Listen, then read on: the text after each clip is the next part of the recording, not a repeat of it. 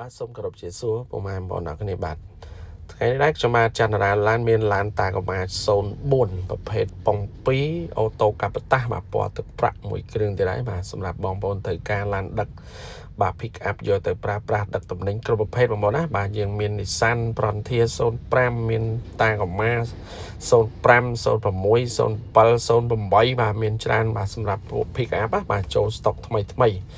បាទចឹងវីដេអូនេះខ្ញុំនឹងណែនាំជូននៅឡានតាកម៉ា04ពណ៌ទឹកប្រាក់ផ្លាកលេខភ្នំពេញ 2AJ 20គុតបាទ49បាទនេះ04បាទម៉ាស៊ីន6ប៉ុង2អូតូកាបតាសបងប្អូនណាបាទចឹងបងប្អូនដែលត្រូវការ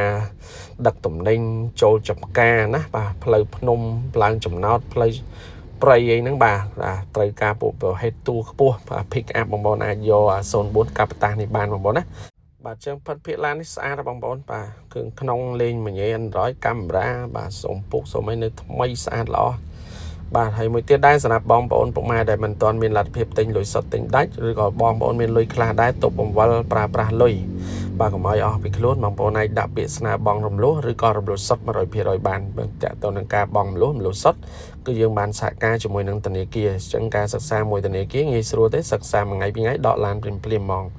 បាទប៉ិនភាគឡានសាច់ដែកសាក់ស៊ីស្អាតបងប្អូនប្លាក់តដីតិចឡាននេះទៅតែយកមកដែរបងប្អូនបើតើតួឡាននៅសំណុំឃ្លាំងហ្មងមុខក្រោយធានាអត់មានប៉ះមានបុកកាត់តស្ងោររូបពណ៌ទេធានាជូនឯកសារគ្រប់ 100% បាទអញ្ចឹងបងប្អូនដែលចង់បាន Nissan Frontier នេះមានពណ៌ទឹកប្រាក់ផងដែរហើយនឹងឡានតាកម៉ាផ្សេងទៀតឆ្នាំខ្ពស់យើងមានចាប់ពី05 06 07 08ទៀតផងដែរប៉ុន្តែខ្ញុំអត់ទាន់បានថតទេអញ្ចឹងខ្ញុំថតឆ្នាំ04នេះសិនហើយវីដេអូមុនខ្ញុំបាន live តាកម៉ា02ពណ៌សបាទអញ្ចឹងឥឡូវយើង live 04នេះទៅតែយកមកពីម្ចាស់ដើមមកបងប្អូននៅស៊ីននៅផ្លាកដីផ្លាកផុកនៅឡើយទេបងប្អូនបាទព្រោះថតមកថត original តែម្ដងបាទអញ្ចឹងបងប្អូនយើងដែលមានតម្រូវការយកទៅប្រកបរបរដឹកទំនិញបាទអាជីវកម្មតាមតម្រូវការបងប្អូនអ្នកគ្នាណាបាទបងប្អូនចង់បានតាកម៉ានេះគឺត្រូវតែម្ដងប្រភេទឡានស្អាតពីម្ចាស់ដើមដែលគាត់ប្រើថែបងប្អូនបាទចឹងមកនេះ04ប៉ុង2អូតូកាបតាហើយខាងឃ្លាំងយើងក៏សហការមួយធនាគារផងដែរដើម្បីជួយសម្រួលដល់បងប្អូនយើងបាទដែលគាត់អ្នកប្រកបរបរអាជីវករធ្វើអាជីវកម្មគ្រប់ប្រភេទបាទអញ្ចឹងគាត់អត់ទាន់មានលុយទិញដាច់អីចឹងឬក៏គាត់ជួលតែលម៉កជួលអាទេសគេដឹកពិបាកប្រើប្រាស់ពិបាកអត់ទាន់ថាអត់ទាន់មានលុយទិញទាំងអស់ទិញលុយសុទ្ធអីណា